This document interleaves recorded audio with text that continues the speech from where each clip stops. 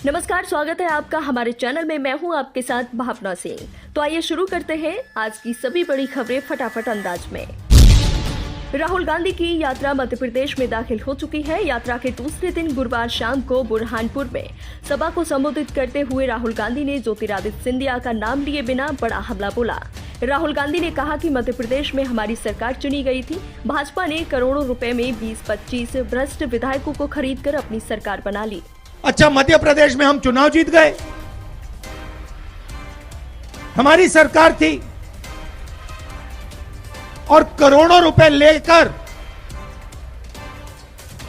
20-25 भ्रष्ट विधायकों को खरीद लिया। बता दें, ज्योतिरादित्य सिंधिया अपने समर्थक विधायकों के साथ बीजेपी में शामिल हो गए थे, जिसके बाद कांग्रेस की सरकार गिर गई थी और बीजेपी ने सरकार बना ली थी।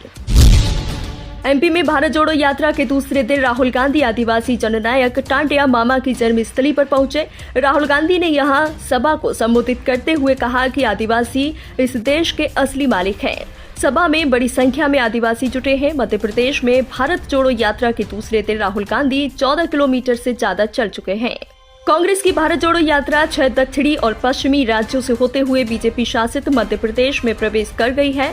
3570 किलोमीटर का पैदल मार्च राज्य में आज बोरगॉन गांव से शुरू हो गया, जहां राहुल गांधी को बहन प्रियंका गांधी का साथ भी मिला। प्रियंका गांधी भी भारत जोड़ो यात्रा में शामिल हो गई हैं। मध्य प्रदेश में भारत यात्रा के दौरान राहुल गांधी ने निकाली पीएम मोदी की हूबहू आवाज। कहा, भाइयों और बहनों और मेरे प्यारे मित्रों, भाइयों बहनों मित्रों,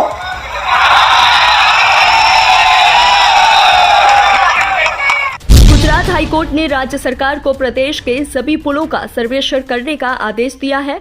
कहा कि सुनिश्चित करें कि पुल उचित स्थिति में है। हाईकोर्ट सभी पुलों की लिस्ट चाहता है, जिसमें यह उल्लेख किया जाए कि उसमें से कितने सामान स्थिति में है। इसमें कहा गया है कि प्रमाणित रिपोर्ट होनी चाहिए और इसे हाईकोर्ट के सामने रखने की जरूरत है। सुप्रीम कोर्ट ने निर्वाचन आयुक्त के तौर पर अरुण गोयल की नियुक्ति पर जल्दबाजी पर गुरुवार को सवाल उठाए। वहीं केंद्र सरकार ने कोर्ट की टिप्पणियों का विरोध किया। आपको बता दें, अटॉर्नी जनरल आर वेंकटरमणी ने कहा कि गोयल की नियुक्ति से जुड़े पूरे मामले पर विस्तार पूर्वक गौर किया जाना चाहिए। गोयल की नियुक्ति से जुड़ी मूल फाइल पर गौर किया। उन्होंने कहा कि यह किस तरह का मूल्यांकन है। हम अरुण गोयल की योग्यता पर नहीं बल्कि उनकी नियुक्ति प्रक्रिया पर सवाल उठा रहे हैं। टीआरएस विधायकों की खरीद फरोख्त के प्रयास की जांच कर रही विशेष जांच दल यानी एसआईटी ने भारतीय जनता पार्टी के वरिष्ठ नेता बीएल संतोष और 3 अन्य को इस मामले में आरोपी बनाया है। आधिकारिक सूत्रों ने समाचार एजेंसी पीटीआई को बताया कि विशेष जांच दल द्वारा जारी किए गए ताजा नोटिस में उन्हें 26 नवंबर या 28 नवंबर को पूछताछ के लिए एसआईटी के समकक्ष पेश होने को कहा गया है। भारत ने अपने दूसरे सबसे ज्यादा दूर तक मार कर सकने वाले बैलिस्टिक मिसाइल का सफल परीक्षण किया है। भारत ने मध्यम दूसरी तक मार करने वाली जिस अगेन 3 मिसाइल का सफल परीक्षण किया है, उसकी रेंज आपको बता दें 3000 किलोमीटर से 5000 किलोमीटर तक की है। श्रद्धा मर्डर केस के बारे में गृह मंत्री अमित शाह ने गुरुवार को कहा कि सरकार कोर्ट के माध्यम से यह सुनिश्चित करेगी कि दोषी को कठोरतम सजा मिले। श्रद्धा मर्डर केस मामले में जो भी व्यक्ति जिम्मेदार है उसे बेहद कम समय में कड़ी से कड़ी सजा मिलेगी और पूरे केस पर उनकी सीधी नजर है। गृह मंत्री ने यह बात टाइम्स नाउ समिट 2022 में कही। कांग्रेस की हिमाचल प्रदेश इकाई के वरिष्ठ नेता सुखविंदर सिंह सुक्खू ने राज्य विधानसभा चुनाव में उनकी पार्टी को पूर्ण बहुमत मिलने की उम्मीद जताते हुए बृहस्पतिवार को कहा कि नतीजे आने के बाद मुख्यमंत्री का चयन करने में कोई दिक्कत नहीं होगी। कांग्रेस की जीत की स्थिति में मुख्यमंत्री पद के प्रबल दावेदारों में शुमार किए जा रहे हैं। सुक्खू ने यह भी कहा कि विधायकों की राय के आधार पर आलाकमान जिसे अपना आशीर्वाद देगा वह हिमाचल प्रदेश का मुख्यमंत्री होगा।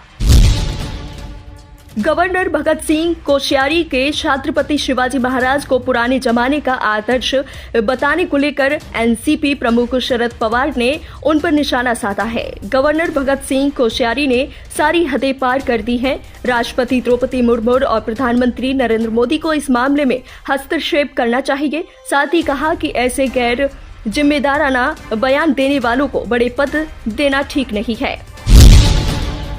प्रधानमंत्री नरेंद्र मोदी ने बृहस्पतिवार को बनासकांठा जिले के पालनपुर में आयोजित एक चुनावी सभा को संबोधित करते हुए कहा कि गुजरात का आगामी विधानसभा चुनाव न तो विधायक और न ही सरकार चुनने को लेकर है, बल्कि यह अगले 25 साल के लिए राज्य की किस्मत तय करने को लेकर है। कांग्रेस ने बृहस्पतिवार को प्रधानमंत्री नरेंद्र मोदी पर निशाना साधते हुए आरोप लगाया कि उनके द्वारा की गई लगभग सभी नियुक्तियां और उनके फैसलों में संविधान व परिपाटी की धज्जियां उड़ाई जाती हैं। गुजरात में विधानसभा चुनाव को लेकर राजनीतिक पार्टियों में सियासत तेज हो गई है। कांग्रेस अध्यक्ष मल्लिकार्जुन खड़गे ने स्पष्ट किया है कि गुजरात में छोटे छोटे बच्चों के उज्जवल भविष्य को नष्ट किया जा रहा है, जिसके चलते कुपोषण तथा शिशु मृत्यु दर में राज्य की स्थिति बहुत खराब है। यूपी में 2024 में लोकसभा चुनाव होने वाले हैं, जिसको लेकर सपा पार्टी ने कमर कस ली है, क्योंकि चुनाव को लेकर अखिलेश यादव ने औपचारिक रूप से ऐलान कर दिया है कि वह आने वाले समय में यानी 2024 में कन्नौज से चुनाव लड़ेंगे। बीजेपी की सरकारें जंगल को उद्योगपतियों को दे रही है, जंगल काटे जा रहे हैं। आस्ते आस्ते आस्ते आस्ते आस्ते हिंदुस्तान में जंगल खत्म होते जा रहे हैं। सही बोला गलत बोला? सही। तो तीसरा मतलब यह है कि जब इस देश से जंगल खत्म हो जाएंगे तो फिर आपके लिए इस देश में कोई जगह नहीं बचेगी। यह तीसरा मतलब है। यह मैंने आपको शब्द क्यों बताए? क्योंकि इन शब्दों के पीछे विचारधारा है। हम आदिवासी कहते हैं क्योंकि हम इस बात को मानते हैं कि आप हिंदुस्तान के असली और पहले मालिक हो।